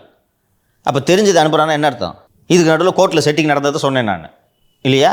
இங்கே ஒரு மொக்க பெட்டிஷன் ஒன்று போட்டு டிஸ்மிஸில் வாங்கிட்டு டைமிங் மிஸ் ஆயிடுச்சு. ஸோ இப்போ நீதிபதி எஸ்எம் சுப்பிரமணியம் அவர்கள் முன்னிலையில் நாளை இந்த வழக்கு விசாரிக்க வரும்போது இந்த அப்பட்டக ரவீந்திரன் தான் அங்கே செல்ல போயிட்டு sir, milord, you cannot, this court cannot enquiry this petition. Already principal bench chief court dismiss the petition. ஆனால் நான் பொதுவும் சொல்கிறேன், எனக்கு தெரிந்த சட்டத்தின்படி மதுரை உயர்நீதிமன்ற கீழே, ஏன்னா தலைமை நீதிபதியோட கோர்ட்டு இருப்பதில் மூத்தவர் அவர் தலைமை நீதிபதி. அவர் எந்த வழக்கை யார் விசாரிக்கலாம் என்று அந்த பிரித்து அந்த சப்ஜெக்ட்ஸை பிரிக்கிற பவர் தான் அவருக்கு. He is the first among equals. எல்லா நீதிபதியும் சமந்தான். ஸோ இதுவும் டிவிஷன் பெஞ்சு, அதுவும் டிவிஷன் பெஞ்சு. நீங்கள் இதை விசாரிக்காதவங்கெல்லாம் உத்தரவு போடுறதுக்கு சட்டத்தில் இடம் இல்லை. அப்படி எஸ்எம் சுப்பிரமணியம் நீதிபதி தலைமையிலான அமர்வு இதை விசாரிக்கக்கூடாது என்றால் அரசு தான் உச்சநீதிமன்றம் சென்று விசாரிக்கக்கூடாது என்று தடை வாங்க வேண்டும். அதையும் செய்வாங்க. இப்போ தான் கோடிக்கணக்கில் வழக்கறிஞர்களுக்கு கொட்டி கொடுக்க தயங்காத அரசு தானே இது. அதையும் செய்வார்கள். அதை செய்தாலும் செய்வோமே ஒழிய சட்டப்படி டிஜிபியை நியமிக்க மாட்டோம் என்பதில் இந்த அதிகாரிகள் பிடிவாதமாக இருக்கிறார்கள். இன்னொரு விஷயத்தை கூடுதலாக சேர்த்து சொல்கிறேன். திரு வெங்கட்ராமன் அவர்கள் பொறுப்பு டிஜிபி ஆகிவிடுவார். ஆன உடனே ஒரு 6 மாதம் ஓடும். ஜனவரி வந்துவிடும். ஜனவரி வந்ததும் 95 பேட்சில் இருக்கக்கூடியவர்கள் டிஜிபி அந்தஸ்துக்கு வந்து விடுவார்கள். வந்த உடனே வெங்கட்ராமன் நீ கிளம்பு தம்பி என்று சொல்லிவிட்டு பொறுப்பு டிஜிபியாக அவர் வந்து விடுவார். அருட்தந்தை அவர் வந்ததும் என்னாகும் என்றால், நீங்கள் ஏற்கனவே அனுப்பிச்சிங்கல்ல டிஜிபி பேனல், அந்த டிஜிபி பேனல் தப்பு, புதுசாக ஃபஸ்ட்லேருந்து ஆரம்பிங்க என்று உள்துறையிலிருந்து ஒரு அறிவிக்கை வரும். ஸோ முதலிலிருந்து தொடங்கலாம் என்று இவர்கள் தொடங்கும் சமயத்தில் அந்த டிஜிபி பேனலுக்கு 6 மாதம் சர்வீஸ் பேலன்ஸ் இருக்கணும்னு சொன்னேன்ல, சீமா அகர்வால் அந்த தகுதியை இழக்கிறார். 6 மாதம் சர்வீஸ் இருக்காது. சீமா அகர்வால் பேர் போயிடுதா? இப்படியெல்லாம் திட்டம் ஏற்றி வைத்திருக்கிறார்கள். நீதிமன்றம் நினைத்தால் என்ன, யார் நினைத்தால் என்ன, ஹிந்து பத்திரிகை எழுதினால் என்ன, சவுக்கு சேனலில் ஒரு 2 மாதமாக பேசினால் என்ன, நாங்கள் நினைக்கிறதாண்டா செய்வோம். மக்கள் பார்த்துக்கிட்டு இருந்தா என்ன? ஏனென்றால் இங்கே இருக்கிறது பொம்மை முதல்வர். அவர் பாட்டுக்கு போய் திருப்பூரில் ரோட் ஷோ பண்ணியிருந்தார் பார்த்தீங்களா? இப்படி ஒன்று நடக்குது. ஒருவர் கூட அவரது அமைச்சரவை சகாக்களோ அவரது கட்சி தோழர்களோ அவரது குடும்பத்தினரோ ஒருவர் கூட முதல்வரிடம் இதை சொல்லி இந்த நடக்கும் இந்த தவறை சரி செய்ய முடியவில்லை. கவனித்தீர்களா? அவங்களால சொல்லவே முடியலையோ சார்? சொல்ல முடியல, அதான் உண்மை. துர்காவுக்கு அறிவில்லை, உதயநிதிக்கு அறிவில்லை, சபரீசனுக்கு அறிவில்லை, கேஎன்ஆருக்கு அறிவில்லை, பிடிஆருக்கு அறிவில்லை, இவங்க யாருக்கும் அறிவில்லை. அறிவு இருக்கிறவங்க செந்தில் வேலை, அருண், நம்ம யூசி, உமாநாத், முருகானந்தம், எல்லோருக்கும் அதிகமான அறிவு படைத்தவர் தினேஷ். ஏன்னா அவர்கிட்ட தானே டெய்லி ஆலோசனை, முழு நேரம் ஆலோசனை அவர்கிட்ட தான் கேட்கிறார். இவங்களுக்கு மட்டும்தான் அறிவு இருக்குது அப்படின்னு முதலமைச்சர் நம்புறாரு. உதயநிதி ஏதோ சொன்னால், நீ சின்ன பையன் எல்லாம் தலையிடாத, 50 வயசு அது சின்ன பையனா இது? இதுதான் லட்சணம். இதை தமிழக மக்கள் தெரிந்து கொள்ள வேண்டும். 4 அதிகாரி சேர்ந்துட்டு நினச்சதெல்லாம் செய்கிறாங்க பார்த்தீங்களா, அதுவும் விதியை மீறி. என்னால் உண்மையிலே டைஜஸ்ட் பண்ண முடியல. சரி தான் பேனல் போயிடுச்சு, டிஜிபி ஆஃபீஸ்லேருந்து இங்கே போயிடுச்சுன்னு பார்த்தா பேனலில் இவ்வளோ ஓட்டைகள் என்று சொல்கிறார்கள் தகவலை. அந்த ஐபிஎஸ் ஐஏஎஸ் அதிகாரிகளை பற்றி சொல்லும்போது பிரமிடுக்கு ஒப்பிடுவார்கள். பிரமிடில் கீழே இருக்கும்போது எல்லா அதிகாரியும் இந்த புதுசாக சேர்ந்த ஐஏஎஸ் ஐபிஎஸ்லாம் பார்த்தீங்கன்னா நேர்மையாக பயங்கரமாக முறுக்காக இருப்பாங்க. இந்த வரம் தரும் வரும்லாம் விதிவிலக்குலாம் வரும்போதே தருதலை. மேலே போக போக அதிகாரிகள் மாறுவார்கள். என்னென்னா மேலே போக போக நம்பர் ஆஃப் குட் போஸ்ட்டு கம்மி. எஸ்பி போஸ்ட்டு 50 போஸ்ட் இருக்குது, டிஜிபி போஸ்ட்டு 4 தானே இருக்குது. ஸோ மேலே போக போக போட்டி அதிகமாகும். ஸோ கீழ் அடுக்குகளில் நேர்மையாக இருக்கும் அதிகாரிகள் மேலே இந்த பிரமிடின் உயரத்தை தொடும்போது மாறிவிடுவார்கள். வெங்கட்ராமன் மிகச்சிறந்த உதாரணம் அதுக்கு. அவருக்கு நல்லா தெரியும் இவர்களை இதில் இன்க்ளூட் பண்ணக்கூடாது. பிரமோத்குமார் வரக்கூடாது, அபய்குமார் சிங் வரக்கூடாது, 95 பேட்ச் வரக்கூடாது. பே மேட்ரிக்ஸ் 16 இருக்கிற டிஜிபிஸை மட்டும் இன்க்ளூடு பண்ணுங்க என்று ஸ்பெசிஃபிக்காக யூபிஎஸ்சி ரூல் சொல்லுது, சிங்கிள் விண்டோ சிஸ்டம் சொல்லுது, சுப்ரீம் கோர்ட் ஜட்ஜ்மெண்ட் சொல்லுது, எல்லாமே சொல்லுது. தெரிஞ்சு தப்பாக ஃபில் பண்ணுறேன்னா நீங்கள் என்ன நேர்மைலாம் சொல்லிக்காதீங்க. நீங்கள் கொடுங்க. இவங்க பேனலே அனுப்பலைன்னா சென்ட்ரல் கவர்மெண்ட் என்ன பண்ண முடியும்? பேனலே அனுப்பலை என்ன பண்ணுவீங்க? டிஜிபி ரிட்டையர் ஆகிட்டார் சார், வேக்கண்ட் வைக்க முடியாது. இதெல்லாம் சரி பண்ணணும் தானே 3 மாதத்துக்கு முன்னாடி அனுப்பணும். 3 மாதத்துக்கு முன்னாடி அனுப்ப வேண்டியது வெங்கட்ராமனோட வேலை தானே. எதுக்கு ஒரு கடைசி மாதம் வரைக்கும் எதுக்கு அவர் வெயிட் பண்ணிட்டு இருந்தார்? அப்போ ஒரு மக்களால் தேர்ந்தெடுக்கப்பட்ட முதல்வரை முட்டாளாக உட்கார வச்சுக்கிட்டு நீங்கள் எல்லாம் சேர்ந்து என்ன ஆட்டம் ஆடுறீங்க? இதுக்கு தான்ப்பா ஆட்சி மாற்றம் வரணுன்றேன். சார் இதுக்கு நடுவுலங்க சார் ஏற்கனவே திரு சங்கர் ஜிவால் அவர்கள் ஒரு ரூல்ஸ் போட்டார், ரீல்ஸ் எல்லாம் போடக்கூடாது வித் யூனிஃபார்ம் அப்படின்னு சொல்லிட்டு. பட் அவர் தொடர்ந்துகிட்டு இருந்தார். இதுக்கு நடுவில் நேற்று கூட போட்டிருந்தாருமா ஸ்டேட்டஸ் வச்சிருந்தாரு. அதான் சார், அப்போ இதுக்கு தண்டனை எதுவும் கொடுக்கல, நடவடிக்கை எதுவும் எடுக்கலை. ஆனால் அதுக்கு பதிலாக அவருக்கு ப்ரமோஷன் கிடச்சிருக்கு போல இருக்குது. இங்கே சென்னைக்கு வராரு. ப்ரொமோஷனில் இல்லைம்மா, டிஜியாவை தான் சென்னைக்கு வருகிறார். நீ யூனிஃபார்ம் போட்டு ரீல்ஸ் போடக்கூடாதுன்னு நான் சொன்னேன், அதேமாரி நீ போட்டுக்கிட்டு இருந்த. இனிமேல் நீ யூனிஃபார்மே போடக்கூடாதுன்ட்டு தான் சிஐடியாக போட்டிருக்காங்க. சிபிசிஐடி பதவி அங்கே யூனிஃபார்ம் போட வேண்டியதில்லை. நான் சிபிசிஐடிக்கு போயிட்டு வந்தாலும் விசாரணைக்கு, சிபிசிஐடி கிட்டத்தட்ட விஜிலன்ஸ் மாதிரி, அங்கே யூனிஃபார்ம் போட வேண்டிய தேவை கிடையாது. அதனால் நீ யூனிஃபார்ம் போட்டால் தானே நீ ரீல்ஸ் போட்டுட்ருக்க. நேற்று நைட்டு கூட ஸ்டேட்டஸ் வச்சுருந்தார். நீ என்ன சொல்கிறது? ஒரு மாதத்தில் போகிற எனக்கு இன்ஸ்ட்ரக்ஷன் கொடுக்குறியா? வரம் தரும் வருண் சென்னை வர வேண்டும் என்று நீண்ட நாளாக முயற்சி செய்து கொண்டுதான் வந்து விடுவார் என்று நான் சொல்லி கொண்டிருந்தேன். வருண் விரும்பிய பதவி சென்னை மாநகர உளவுத்துறை டிஐஜி பதவி. அங்கே டிஐஜியாக இருந்த திரு தர்மராஜன் என்பவரை, அவர் நேர்மையாக வேலை செய்யும் அதிகாரி, நேர்மையாக வேலை செய்கிறவனுக்கு சிட்டி போலீஸில் என்ன வேலைன்ட்டு அருண் மாற்றி விட்டார். அவர் நீ இருக்கக்கூடாதுங்க, இங்கே நல்லவனுக்கு இங்கே வேலை இல்லை என்று அவரை மாற்றி விட்டார். மாற்றி விட்ட பிறகு அது ரொம்ப பவர்ஃபுல் போஸ்ட். அது என்னென்னா ஒட்டு மொத்தமாக இந்த சென்னை நகரத்தில் நடக்கக்கூடிய எல்லா ரிப்போர்ட்ஸையும் இன்டெலிஜென்ஸ் உளவு வேலையை அந்த சிட்டியில் ஒரு ஜாயின்ட் கமிஷனர் இருப்பார். அவர் கமிஷனருக்கு அனுப்புவார். Commissioner will send it to corporate. Chennai தவிர்த்த மற்ற பகுதிகளில் தான் மாநில உளவுத்துறை அல்வா அதிகாரி தகவல் சேகரிக்க வேண்டும். ஸோ இது பவர்ஃபுல் போஸ்ட். எந்த தகவல் வந்தாலும் நீங்கள் இதை அரசுக்கு நேரடியாக அனுப்ப முடியும். தகவல்களும் வரும். இந்த பதவிக்கு வர வேண்டும் என்று தான் வரம் தரும் வருண் விரும்புகிறார். சின்னவரிடம் சொன்னதும் சின்னவர் டேடி நீங்கள் எனக்கு எதுவுமே செஞ்சு கொடுக்குறதில்ல, அட்லீஸ்ட் இந்த வரம் தரும் வருணையாவது நீங்கள் சென்னைக்கு போடுங்கன்னு சொன்ன உடனே, சரி இங்கே ஏதோ ஜேசி போஸ்ட் காலியாக இருக்குன்றீங்களே, இந்த உளவு பிரிவு போஸ்ட்டு அதில் போடுங்கன்னு சொன்ன உடனே, அந்த பைத்தியத்தை எனக்கு தலையில் கட்டாதீங்க என்று அருண் அவர்கள் தெளிவாக இருந்து விட்டார். ரொம்ப உறுதியாக இருந்துட்டார். ரொம்ப கிட்டத்தட்ட 15 நாளாக நடந்துகிட்டு இருக்கான். அவர் அங்கே போடணும்னு சொல்ல, அருண் யாரை வேணாலும் கட்டுங்க, அது காலியாகவே கிடக்கட்டும், சிட்டி போலீஸ் நாசமாக போனாலும் போட்டோம், அந்த பைத்தியத்தை மட்டும் என் தலையில் கட்டக்கூடாது. ஏங்க அப்படின்னா நானே ஒரு பைத்தியம், ஒரு இடத்துல 2 பைத்தியம் இருக்கக்கூடாது என்று அவர் உறுதியாக இருந்த காரணத்தால் முடியாதுன்னு சொன்ன உடனே வருணோட சாய்ஸ் தான் சிபிசிஐடி. ஏன் சிபிசிஐடின்னு கேட்டால் இன்னொரு சாய்ஸ் கொடுத்துருக்காங்க. சரிப்பா, நீ உளவு பிரிவு தான் பார்க்கணுன்னு சொல்கிற, மாநில உளவு பிரிவே காலியாக இருக்கிறதே, நீ அங்கேயே சென்று வேலை செய்யலாமே. அங்கே டிஐஜி போஸ்ட்டு பகலவன் இருந்தார், அவர் வேறு எங்கேயோ ரேஞ்சுக்கு போயிட்டாருன்னு நினைக்கிறேன். அங்கே காலியாக இருக்கிறதே, நீ அங்கே வரலாமே என்று கேட்கும்போது, அங்கே எனக்கு மேலே உயரதிகாரிகள்லாம் இருக்காங்க, உயரதிகாரிகள் இருக்கிற பதவி எனக்கு பிடிக்காது. ஏன்பா, நானே ஒரு உயரதிகாரி, எனக்கு மேலே உயரதிகாரியா, நான் யாருக்கும் பதில் சொல்ல மாட்டேன் என்று அங்கே நான் ப்ரெஷர் அதிகம் இருக்கும். இவர் அல்வாதிகாரி, குறைஞ்சது அல்வாதிகாரிக்கு பதில் சொல்லணும்ல. ஒரு சங்கர்ஜிவால் வேறு இருக்கிறார், அங்கே இதுக்கு சிக்கல், நான் தனிக்காட்டு ராஜாவாக இங்கே இருப்பேன் என்று சொன்னோன்னா, அப்போ அதுவும் வேணாம், உனக்கு என்னதாப்பா வேணும், அப்போ சிபிசிஐடிக்கு போட்டு. எதுக்கா சிபிசிஐடியில் முக்கியமான வழக்குகள்லாம் புலனாய்வு இருந்து கொண்டு இருக்கிறது. கவின் கொலையும் சிபிசிஐடிக்கு மாற்றப்பட்டு விட்டது என்று நினைக்கிறேன். இதுபோல் மேலும் பல முக்கியமான வழக்குகள் அங்கே இருக்கிறது. சிபிசிஐடி டிஐஜினா ஸ்டேட் கண்ட்ரோல் வந்துடும். இன்னொன்று, அங்கே இருக்கக்கூடிய சிபிசிஐடியில் இப்போது சிபிசிஐடி வழக்கமாக ஒரு கூடுதல் டிஜிபி அல்லது டிஜிபி தலைமையிலான அதிகாரிகள் தான் அந்த ஏஜென்சியை பார்த்துக்குவாங்க. இப்போது அந்த தினகரன் ஊழியர்கள் எரிப்புக்கு உதவியாக இருந்த அன்பு ஐபிஎஸ் தான் இப்போது அங்கே சிபிசிஐடியில் ஐஜியாக இருக்கிறார். நம்ம வீட்டில் சாகட ஊற்றுன அந்த கேஸையை எந்த லட்சணத்தில் விசாரிக்கிறாங்க என்று நான் பலமுறை சொல்லியிருக்கேன், அதனால் மீண்டும் சொல்லவில்லை. அந்த அன்பு தான் அங்கே இருக்கார். அந்த அன்பு கண்டுக்க மாட்டார். இவங்க சின்னவரோட நெருக்கமாக இருக்கும், நமக்கு இதுக்கு பிரச்சனை, ஏற்கனவே நம்மளை நல்ல போஸ்ட்டு போடலை என்று அவர் கண்டுகொள்ள மாட்டார். அங்கே சிபிசிஐடி போனோன்னா இவர் தான் சிபிசிஐடிக்கு தலைவர் போல் வரும், அந்த மாதிரி பதவிக்கு தான் போவார் இவர். ஸோ இங்கே வந்திருக்கிறார். ஒரு 8 முதல் 10 மணி நேரம் அதிகாரிக்க வேலை என்றால் அதில் 9.5 மணி நேரம் வருண் குறிஞ்சி இல்லத்தில் தான் இருக்க போகிறார். இப்போ ஒரு சிபிசிஐடி ஐஜியால் கேட்க முடியுமா, எங்கேயா வரல அப்படின்னு, சார் குறிஞ்சியில் இருந்தேன்னு சொல்கிறாரு. யோ, உனக்கு இங்கே வேலை செய்ய தான் சம்பளம் கொடுக்குது, குறிஞ்சியில் என்ன பண்ணுறேன்னு கேட்பாரு அன்பு. ஸோ அங்கே உட்காந்து, சரி அங்கே உட்காந்து என்ன பண்ணுவார்னு கேட்டால், குறிஞ்சியில் என்ன நடக்கும், பார்ட்டி நடக்கும், கலந்து கொள்வார். உண்மை, கரெக்டாக தான் சொல்கிறார், அதிலும் கலந்து கொள்வார். ஏன்னா இவர் வருண் தான் ஐபிஎஸ் அதிகாரியே நினைக்கல. ஐபிஎஸ் அதிகாரினா அரசியல்வாதிக்கு வணக்கம் போட்டணும், தள்ளி நிற்கணும். இவர் தன்னை அரசியல்வாதியாக நினைத்து அங்கே மெர்ஜ் ஆயிட்டாரு. நான் ஏற்கனவே ஒரு நியூஸ் பார்த்தேன் சார். அதாவது விஜயை கட்டுக்குள்ளே வைக்கிறதுக்கு வருண் ஐபிஎஸ் சென்னைக்கு முதலமைச்சர் அழைக்க போறாரு. நம்ம தானே பிரேக் பண்ணோம், எங்கேயோ நியூஸ் பார்த்தேன், நம்ம தான் பிரேக் பண்ணோம். அதுக்கு முன்னாடி அது ஏபிபியா அந்த நியூஸ்ல வந்தது. நம்ம பேசின பிறகுதாம்மா வந்துச்சு.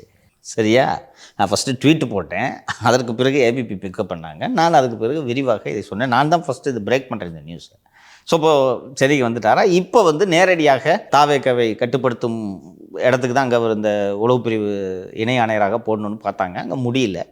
முடிஞ்சோடனே இங்கே போடுங்க சார், நான் குறிஞ்சியில் உட்காந்து வேலை பார்த்துக்கிறேன் என்று சொல்லிவிட்டார். இப்போ பார்த்தீங்கன்னா இங்கே ஒரு குறிஞ்சி இல்லத்தில் இவர், நம்ம தம்பி ரத்தீஷ், சுனில் கனுகுலு அண்ட் இவர் ஈவினிங் தான் 6 மணிக்கு மேலே தான் வருவார். பகல் நேரத்தில் இவர்கள் விவாதித்து எப்படி மீண்டும் திராவிட மாடல் அரசை, ஏன்னா ஏற்கனவே அந்த லாக்அப் டெத்துக்கான போராட்டம் நடக்கும் போதெல்லாம் சார், திருச்சியிலேருந்து சென்னை அங்கேருந்து இன்ஸ்ட்ரக்ஷன் கொடுத்துட்டு இருந்தாரு. நம்ம நிகழ்ச்சி நம்ம தான் பதிவு செஞ்சிருந்தோம், அதை வெளியில் வேறு எந்த மீடியாவும் அதை பிக்கப் பண்ணதான் தெரியல. இங்கே வந்திருக்காரு. இனிமேல் ஃபுல் டைம் ஒரு ஸ்ட்ராட்டஜிஸ்டாகவே மாறிடுவார். இப்படி பண்ணுங்க, அப்படி பண்ணு. ஸோ அப்போ அது திரு விஜய் அவர்களுக்கு பின்னடைவாக பார்க்கலாமாங்க சார்? இந்த மாதிரி பைத்தியம்லாம் ஒரு அரசியல் கட்சியை பின்னடைவு பண்ண முடியும்னா ஜனநாயகம் என்ன அவ்வளோ ஈஸியாம்மா? மக்கள் அவ்வளோ முட்டாளா? அவ்வளோலாம் சீரியஸாக எடுத்துக்க வேணாம். இந்த டிரான்ஸ்ஃபரோடு சேர்த்து ஒரு விஷயத்தை நாம் அதை கவனிக்கலாம். இவர் இங்கே ஐயா இருக்கிறாரு, ஐயா வீடியோ போட சொல்கிறாருன்னு சொல்லிட்டு வரம் தரும் வரும்னுலாம் வீடியோ போட்டாங்க. அந்த ராஜேஸ்வரி வீடியோ போட்டாங்களா? நான் யாரெல்லாம் வீடியோவில் பேட்டி கொடுத்தாங்களோ எல்லார் மேலே நடவடிக்கை எடுக்கணும்னு சொல்லிட்டு டிஜிபிக்கு நான் புகார் அனுப்பியிருந்தேன். ரைட்டா? அதெல்லாம் ஒன்றும் நடவடிக்கை எடுக்க மாட்டாங்க, நான் தானே ரேஞ்சு டிஐஜி, என்னை மீறி யார் நடவடிக்கை எடுப்பான்ட்டு நினைத்து கொண்டிருந்தார்கள் இல்லையா? இப்போ ஒரு டிரான்ஸ் ரைட்டர் இப்போ யார் காப்பாற்றுவார்? ராஜராஜேஸ்வரியா? டிஜிபி ஒழுங்கு நடவடிக்கை உத்தரவிடுவாரா? இப்போ யார் காப்பாற்ற முடியும்? இந்த ஆள் சொல்கிறாருன்னு கேட்டுக்கிட்டு நீங்கள் இந்த ஆட்டம் ஆடினீங்களே, அந்த ஆள் சொல்கிறாருன்னு சொல்லிட்டு போய் கம்ப்ளைண்ட் கொடுக்குறீங்க, போய் நீ ஆடுறீங்க, நீ யார் காப்பாற்றுவா?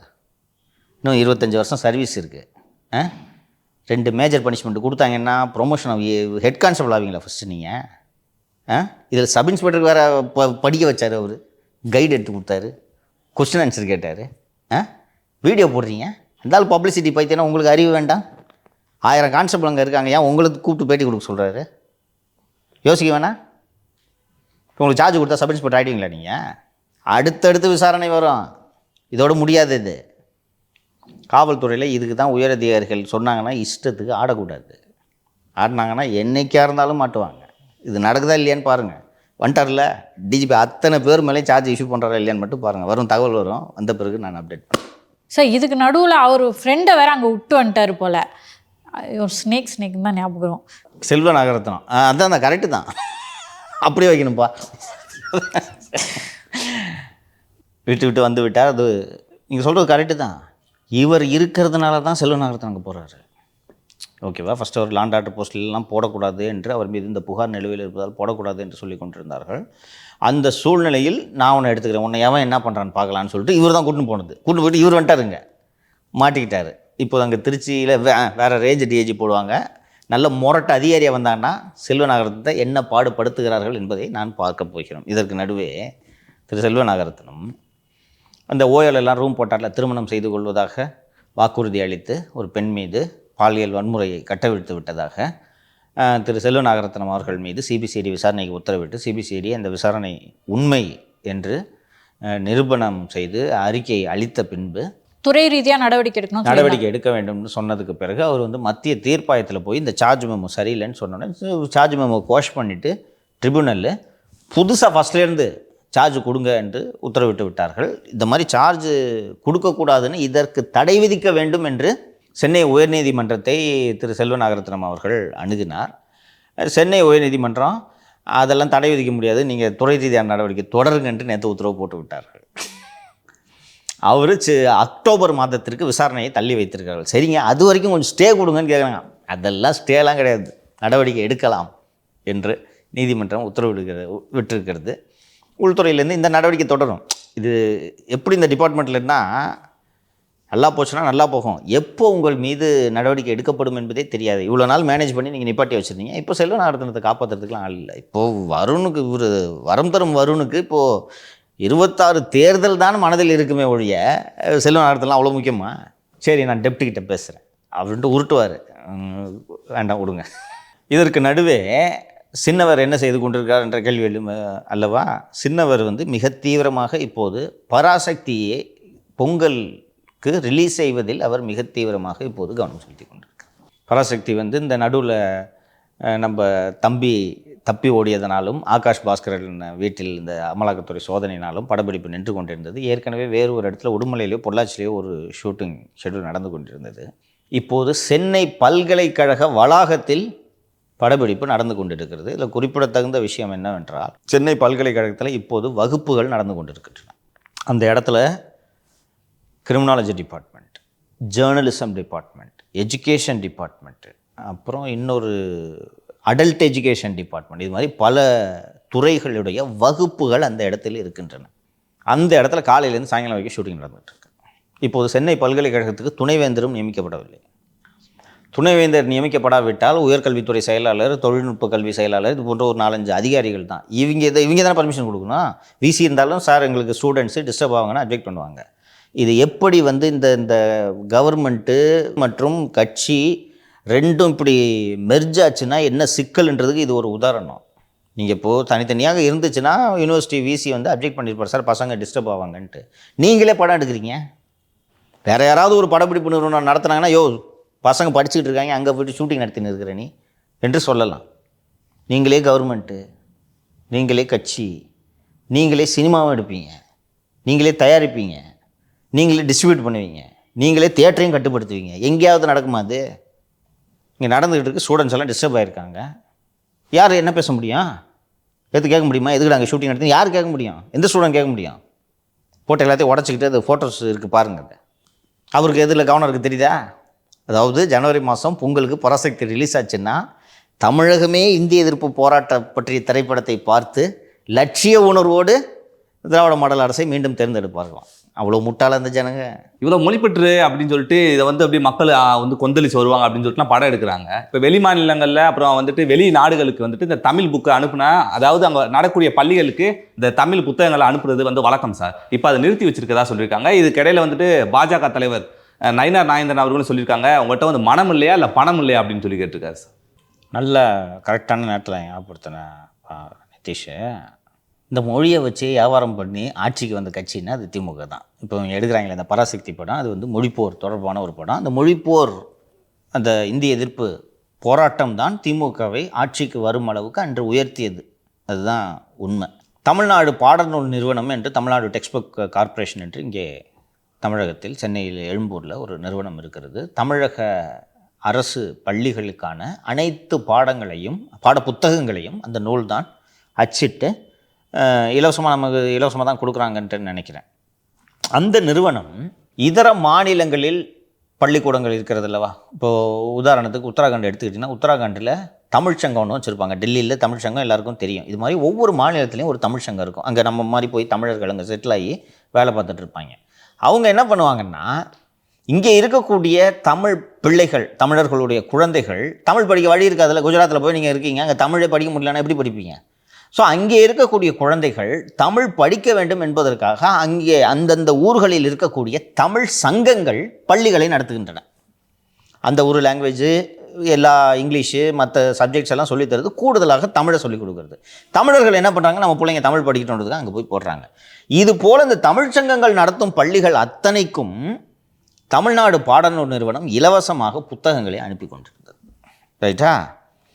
இன்றைக்கி தினமலரில் இந்த செய்தி வந்திருக்கு. ஒவ்வொரு ஆண்டும் 10 முதல் 50 லட்சம் புத்தகங்கள் அனுப்பப்பட்டு வந்தன. இந்த வருஷம் ஒரு புக்கு கூட அனுப்பலை. அவங்க அந்த தமிழ்ச்சங்கங்கள் கடிதம் எழுதியே கேட்குறாங்க, வருஷம் அனுப்புவீங்களேயா, என்ன அகாடமிக் இயர் ஸ்டார்ட் ஆகிடுச்சு, அனுப்புங்கன்னு சொன்னோன்னே. இல்லைங்க, எங்ககிட்ட இந்த வாட்டி துட்டு இல்லை, புக் அனுப்ப முடியாது. திரு நயினார் நாகேந்திரன் அவர்கள் இதை கண்டித்து வெளியிட்டிருக்கக்கூடிய அறிக்கையில் 40 ஆண்டுகளாக இலவசமாக கொடுத்துட்ருக்கோம். வெளிமாநில தமிழ்ச்சங்கங்களுக்கு 40 ஆண்டுகளாக தமிழ் பாடநூல்களை இலவசமாக விநியோகித்து வந்த திட்டத்தை நிதி நெருக்கடி என காரணம் காட்டி திமுக அரசு நிறுத்தி வைத்திருப்பது கண்டனத்திற்குரியது. கோபாலபுரம் தலைமுறையினரின் பகட்டு செலவுகளான பேனா சிலை, கார் ரேஸ், பிரச்சார நடனம், விளம்பரங்கள் ஆகியவற்றிற்கு நிதியை அள்ளித்தெளிக்கும் முதல்வர் ஸ்டாலின் அவர்களின் கண்களுக்கு வெளிமாநிலங்களில் படிக்கும் தமிழ் தலைமுறையினரின் வறுமையும் தமிழ் வளர்ச்சியும் புலப்படாதது ஏனோ? அன்னை தமிழின் வளர்ச்சியில் அரசியலை தாண்டி உண்மையாகவே திமுக அரசுக்கு அக்கறை இருந்தால் உடனடியாக இம்முடிவை கைவிட்டு வெளிமாநில தமிழ்ச்சங்கங்களுக்கு பாடநூல்களை வழக்கம் போல் இலவசமாக வழங்க வேண்டும் என்று வலியுறுத்துகிறேன் என்று திரு நயினார் நாகேந்திரன் அவர்களும் சுட்டி காட்டியிருக்கார். இவர்களோட பகல் வேஷம் எப்படி அம்பலப்படுது தெரியுதா? உண்மையிலேயே தமிழை வளர்க்கிறது இதுதானே தமிழை வளர்க்கும் ஒரு முறை. பேனா செலவிக்கிறது மூலமாக தமிழ் வளருமா? கார் ரேஸ் நடத்துவதன் மூலமாக தமிழ் வளருமா? தமிழ் என்று பேசி தான் போன வாரம் கூட மும்மொழி கொள்கைன்னு எடுத்து விட்டுக்கிட்டு இருந்தாங்க, பார்த்துருப்பீங்க நீங்கள். காலங்காலமாக 40 வருஷமாக நம்ம புக்கை அச்சடித்து தமிழை வளர வேண்டும் என்பதற்காக நம்ம அனுப்புகிறோம். இப்போ திடீர்னு நிதி இல்லைன்னு சொல்லிட்டு நீங்கள் நிறுத்துனீங்கன்னா, அப்போது இந்த உங்களுடன் ஸ்டாலினுக்கு விளம்பரத்துக்கு 600 கோடி ஒதுக்குறீங்களே, 200 கோடி இந்த வருஷம் விளம்பரத்துக்கு மட்டும் 200 கோடி ஒதுக்குறீங்களே, இதுக்கு நிதி இருக்குது. பாடப்புத்தகம் அச்சடித்து கொடுக்க நிதி இல்லையா உங்களுக்கு? வெறும் வெற்று விளம்பரங்களின் மூலமாக மட்டுமே ஆட்சி நடத்தி கொண்டிருக்கிறார்கள் என்பது புலப்படுகிறதா? சார், இதுக்கெல்லாம் வந்துட்டு உதயநிதி ஸ்டாலின் அவர்கள் வந்துட்டு இந்த மூத்த தலைவர்கள்லாம் வந்துட்டு நீங்கள் ரெஸ்ட் எடுங்க அப்படின்னு சொல்லிட்டு புதிய முகங்கள்லாம் வந்து அறிமுகப்படுத்துன்னு சொல்லிட்டு ஒரு லிஸ்ட்டை ரெடி பண்ணிருக்கதா தகவல் வந்திருக்கு சார். எம்எல்ஏ போஸ்டிங்க்கு இல்லை, அது நம்ம ஏற்கனவே நம்ம நிகழ்ச்சியில் தொடர்ந்து நாம் பேசி கொண்டு வருகிறோம் என்று நான் சொல்லியிருக்கேன் பல முறை. அண்ணா திராவிட முன்னேற்ற கழகம் இந்த தேர்தலில், வரக்கூடிய சட்டப்பேரவை தேர்தலில் வெற்றி பெறுவதற்கு அதிகமான வாய்ப்பு இருக்கிறது என்று நான் நம்புவதற்கு காரணம் அதிமுகவின் பலமோ கூட்டணி பலமோ அவர்களின் பிரச்சாரமோ அல்ல. திமுகவின் பலவீனம்தான் அதற்கு காரணம். ஏற்கனவே சொல்லியிருக்கேன், இருந்தாலும் இன்னும் கொஞ்சம் சுருக்கமாக இதை சொல்லிவிடுகிறேன். 3 லிஸ்ட்டு ரெடி ஆகிட்டு இருக்கு. ஓகேவா? போன வாட்டி 3 டீம்லாம் கிடையாது, ஒரே ஒரு டீமு ஐபேக்கை மட்டும்தான் வச்சுருந்தாங்க. ஐபேக்கை ஒரு லிஸ்ட்டை கொடுக்குது. ஐபேக்கு கொடுத்த லிஸ்ட்டை ஏவாவேலு, பொன்முடி எல்லாம் சேர்ந்து ஒரு 30 பேரை மாற்றினாங்க. பிரசாந்த் கிஷோர் இருக்கும்போது கொடுத்த லிஸ்ட்டை 30 பேரை மாற்றினாங்க. இந்த முறை 3 தனித்தனி பட்டியல்கள் தயாராகி கொண்டிருக்கிறது. ஒரு பட்டியலை தயார் செய்வது ஐபேக்கு, பேனா நிறுவனம், ஷோ டைமு, இவர்கள் எல்லோரும் சேர்ந்து ஒரு பட்டியலை தயார் செய்து கொண்டிருக்கிறார்கள். அந்த பட்டியல் திராவிட மாப்பிள்ளை சாரின் மேற்பார்வையில் அந்த பட்டியல் தயாராகி கொண்டிருக்கிறது. இப்போ திராவிட மாப்பிள்ளை சார் அவருடைய ஆதரவாளர்கள் ஒரு 50-60 பேர் இருந்தால் தானே அவருக்கு மரியாதை. இப்போ நாளைக்கு மாநிலங்களவை பதவி திமுக ஆட்சிக்கு வந்துடுதுன்னு வச்சுக்கோ. மாநிலங்களவை பதவி வேக்கண்ட் ஆகுது. ஓகேவா? ஒரு பதவி காலி ஆகுது.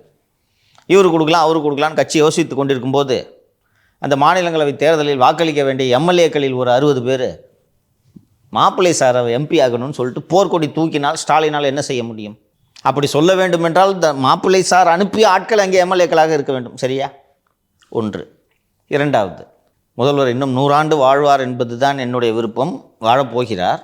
பட் எல்லா எமர்ஜென்சியையும் நீங்கள் பாலிடிக்ஸில் பிளான் பண்ணும். ஒருவேளை திரு மு.க. ஸ்டாலின் அவர்கள் முழுமையாக செயல்பட முடியாத ஒரு சூழல் ஏற்பட்டால் யார் நிர்வாகத்தை நடத்துவது என்ற கேள்வி எழுமல்லவா?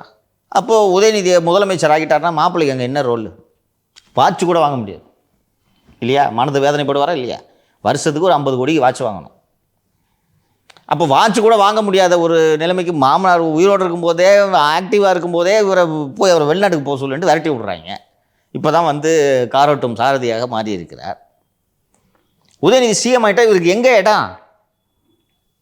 அண்ணா நகர் கார்த்தியோட ஃபுட் கோர்ட்டெல்லாம் காலி பண்ணிடுவாங்க அண்ணா நகரில். அப்புறம் கார்த்தி எங்கே போவார்? ரேடியோ ரூமுக்கு கூட போக முடியாது. ஸோ அப்போ அவருக்குன்னு ஒரு 60-70 எம்எல்ஏக்கள் இருந்தால் தானே சரியாக இருக்கும். ஸோ அவர் வந்து அவரோடது சிக்கலே கிடையாது. அம்மா இது ஏன் லிஸ்ட் இல்லை, ஷோ டைம், ஐபாக்கு, பென்னு. ஸோ இவங்க எல்லாம் சேர்ந்து சர்வேக்கள் மூலமாக எடுத்த லிஸ்ட். ஓகேவா? இது ஒரு லிஸ்ட் தயாராகி இதுக்குள்ளேயே ஒரு உள் லிஸ்ட் தயாராகி கொண்டிருக்கிறது. அது என்னவென்றால் அது ஐபாக் நிறுவனம் மற்றும் திரு செந்தில் பாலாஜி ஆகியோர் சேர்ந்து தயார் செய்யும் பட்டியல். அது எதற்கு? செந்தில் பாலாஜி அவர்கள் அவர் ஸ்ட்ராங்காக இருக்கிறதுக்கு போல. கரெக்டா? ஐபாக் நிறுவனம் கொங்கு பகுதி அவருடைய பகுதியில், கொங்கு பகுதியில் 20 பேரை தேர்ந்தெடுத்து 20 பேரும் வேலை செய்து கொண்டிருக்கிறார்கள். அந்த 20 பேரை ஐபாக் நிறுவனம் பரிந்துரை செய்யும். ஓகேவா? செந்தில் பாலாஜி நானும் விசாரிச்சு இதான் ஏன் லிஸ்ட்டுன்னு சொன்னோன்னா அந்த 20 பேருக்கு சீட்டு கிடைக்க வாய்ப்பு இருக்கா? அவங்க ஏற்கனவே ஐபாக்கில் வேலை செய்கிற ஒரு பையனுக்கு பணத்தை கொடுத்துட்டு வேலை செய்ய ஆரம்பிச்சிட்டாங்க. இங்கே இது ஒரு லிஸ்ட்டு. இது மாப்பிள்ளை லிஸ்ட்டோட சேர்ந்து ஐடென்டிஃபை ஆகிடுன்னு வச்சுங்க. இது ஒரு பக்கமாக மகன் சுனில் கனுகுலு, இப்போது புதிய வியூக வகுப்பாளர் வரம் தரும் வருண், இவர்களெல்லாம் சேர்ந்து இவர்கள் ஒரு பட்டியலை தயார் செய்வார். நாளைக்கு இதே போல் முதல்வருக்கு உடல்நிலை சரியில்லாமல் போய் மாப்பிள்ளை அவரோட 60 எம்எல்ஏ வச்சுக்கிட்டு அவர் ஒரு வேளை சிஎம் ஆயிட்டா? வரலாற்றில் இது நடந்தது இல்லையா? எங்கே நடந்திருக்கு? ஆந்திராவில் நடந்திருக்கிறது. என்.டி. ராமராவ் உயிரோடு இருக்கும்போதே மருமகன் கட்சியை கைப்பற்றி அவர்தான் இன்று அந்த மாநிலத்தின் முதல்வராக இருக்கிறார். அவர்தான் சந்திரபாபு நாயுடு. அவருக்கு பையன்லாம் இல்லையா சார்? அவருக்கு பையன்லாம் இல்லை. அதெல்லாம் அச்சு டம்மி பண்ணிட்டு தான் வரணும். அதான் மருமகன் வேலை. ஸோ அங்கே இருக்கிறது. அதுபோல் இங்கே நடக்கக்கூடாது என்பதற்கு நமக்கு சப்போர்ட்டாக ஒரு 60-70 எம்எல்ஏக்கள் வேண்டுமா வேண்டாமா? அதுதான் நீங்கள் சொன்ன செய்தி. இப்போ ஒரு தொகுதிக்கு 3 வேட்பாளரா? இது 2 வந்துருச்சு இப்போ லிஸ்ட்டில். ரைட்டா? 3வது லிஸ்ட்டு எது? இந்த 3வது லிஸ்ட்டை இன்னைக்கு யாரோடைய ஆட்சி நடக்கிறது தமிழ்நாட்டில்? அதிகாரிகள். இந்த அதிகாரிகளாக சேர்ந்து இவர்கள் ஒரு பட்டியலை தயார் செய்து கொண்டிருக்கிறார்கள். இப்போ பேனா நிறுவனமும் சுனில் டீமு எல்லாம் சேர்ந்து நிதிஷை வந்து அம்பாசமுத்திரம் தொகுதிக்கு என்று அவர்கள் பரிந்துரை செய்தால் நாங்கள் எங்களோட உளவுத்துறை அறிக்கைப்படி நிதிஷ் நாங்கள் ஜெயிக்க மாட்டார் சார். அப்போ யார் நிற்க வைக்கலாம்? மாலதி நிற்க வைங்க சார். இவர் எங்கேருந்து சார்? இவருக்கு தான் சார் கட்சியில் நல்ல பேர் இருக்குது, நாங்கள் சர்வே எடுத்துட்டோம், இவர் இந்த கம்யூனிட்டி. அவங்க ஒரு லிஸ்ட்டு கொடுப்பாங்க. சரி, இப்போ 3 லிஸ்ட்லையும் இருக்கிறவங்களுக்கு நம்ம பேர் அந்த லிஸ்ட்டில் இருக்குன்றது தெரியும். இப்போ அம்பாசமுத்திரம் தொகுதின்னு எடுத்துக்கோம். நீங்கள் வந்து ஐபாக் லிஸ்ட்டு, நீங்கள் வந்து அதிகாரிகள் லிஸ்ட்டு, நான் வந்து உதயநிதி லிஸ்ட்டு. இப்போ இந்த 3 பேரில் ஒருத்தருக்கு தான் அம்பாசமுத்திரம் கிடைக்கும். ரைட்டா? இந்த சீட்டு வாங்கின ஒருத்தனை மீதி 2 பேர் ஜெயிக்க விட்ருவாங்களா? என்ன நடக்கும்னு சொல்கிறேன். மீதி 2 பேரும் போய் ஏடிஎம்கே கூட கைகோப்பாங்க. நடக்குமா நடக்காதா? கைகோத்து இதை பாருங்கள், என்ன ஆனாலும் சரி சங்கர் மட்டும் ஜெயிச்சிடக்கூடாது. இந்த தொகுதியில் மற்ற எல்லா தொகுதியும் விட்டுருங்க. அம்பாசமுத்திரத்தில் உதயசூரியன் ஜெயிக்கக்கூடாது. அவன் பாட்டுக்கு நான் இவ்வளோ கஷ்டப்பட்டு செலவு பண்ணியிருக்கேன், அவன் பாட்டுக்கு நாளைக்கு ஜெயிச்சு கரவேட்டி கட்டிட்டு எம்எல்ஏவை சுற்றிட்டு இருப்போம். நாளைக்கு அப்புறம் எனக்கு என்ன மறுவாதி? இது எல்லா தேர்தலையும் நடக்கும். இதுக்கு நடுவில் கூட்டணி கட்சிகள் வேற இருக்கே சார். அது டிஸ்ட்ரிபியூஷன், அந்த பஞ்சாயத்து தனி. டிக்கெட்டு ஜெயலலிதா இருக்கும்போதே இது பஞ்சாயத்து வரும். ஜெயலலிதாவுக்கு எதிராக கேண்டிடேட்டை போட்டு ஏடிஎம்கே கேண்டிடேட்டை தோக்கடிப்பாங்க. ஜெயலலிதா இருக்கும்போதே நடந்திருக்கும். இவர் எப்படிப்பட்ட தலைவர்ன்றதான் ஊருக்கே தெரியுமே. புலம்புறாரு, ஏன்பா அவங்களால தூக்கமே வரலப்பா, ஏன்பா அப்படி போட்டிருக்கேன்னு புலம்புறாரு. அப்போ எவன் பயப்படுவான்? போய வயசாகிடும், எனக்கு இதை விட்டேன்னா எனக்கு அடுத்த தேர்தலுக்கு 60 வயசு ஆகிடும், அவ்வளோ 5 வருஷம்லாம் என்னால் வெயிட் பண்ண முடியாது. வெட்டு குத்து நடக்கும். இதன் மூலமாக அதிமுகவின் வெற்றி எளிதாகும். இதுதான் அதிமுகவோட பலம். வேறு ஒன்றும் அல்ல. சார் டிஜிபி நியமனத்தில் தான் இது நடக்குதுன்னு பார்த்தா இங்கே வந்துட்டு முதல்வரவே என்ன சார் வேட்பாளர் அருமையாக எல்லாத்துலையும் இருக்கும். இந்த தேர்தல் பிரமாதமாக இருக்கும், அருமையாக இருக்கும். நீங்கள் பாருங்கள் சார். கருணை அடிப்படையில் அரசு பணி வழங்குறதுக்கு வந்து மூப்பு பட்டியல் தயாரிக்கப்படுது அப்படின்னு சொல்லிட்டு ஒரு செய்தி வந்திருக்கு. அது என்ன சார்?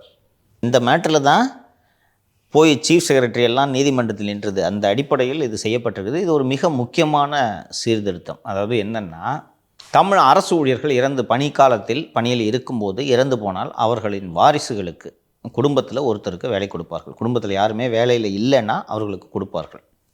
நான்லாம் அப்படி தான் அரசு பணியில் சேர்ந்தேன். என் தந்தை இறந்து தான் எனக்கு அந்த வேலை கிடைத்தது.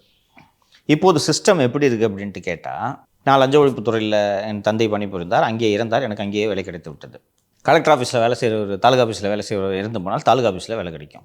சில துறைகளில் விரைவாக வேலை கிடைத்துவிடும். சில துறைகளில் பல ஆண்டுகள் வேலைக்காக காத்திருக்க வேண்டி வரும்.